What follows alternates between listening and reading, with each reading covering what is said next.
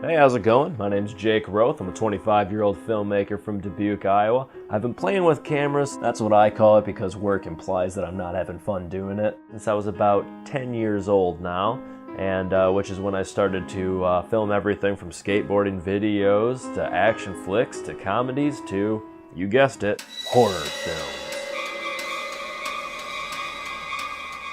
I love horror films, way more than any other genre by far, not only because the content and themes are always so fascinating to me, but honestly, it's just kind of fun to try and scare the shit out of people. Because laughs are cheap, I'm going for gasps. This film is called The Fourth Wall, which I've been destroying for about a minute now in case you weren't counting. This film is the story about a man named Tom Walker, who's a very sad man. Used to be a cop but had to leave the force because of his lone wolf tendencies, and one hell of a drinking problem. However, despite the fact that he doesn't play exceptionally well with others, he decided to continue his life of taking a bite out of crime by becoming a private investigator. There's a little background on our lovable protagonist. The film begins with Tom in pursuit of a missing girl by the name of Natalie, who he is hired to track down. He stumbles across a suspicious old camera and tape that he takes home to investigate. The tape that he finds shows images of a strange masked man that has bandages wrapped all around his face, and Tom can only assume that he is the culprit to Natalie's disappearance,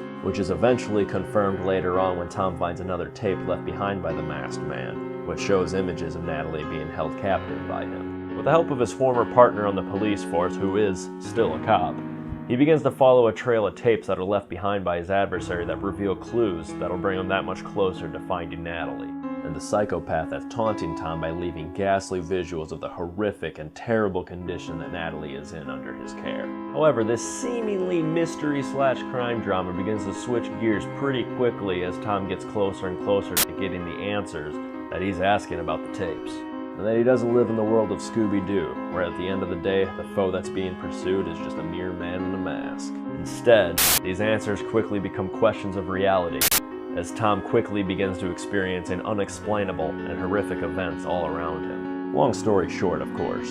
Unfortunately, that's probably about all I can say considering I'm running out of time right now. Let's just say that things are...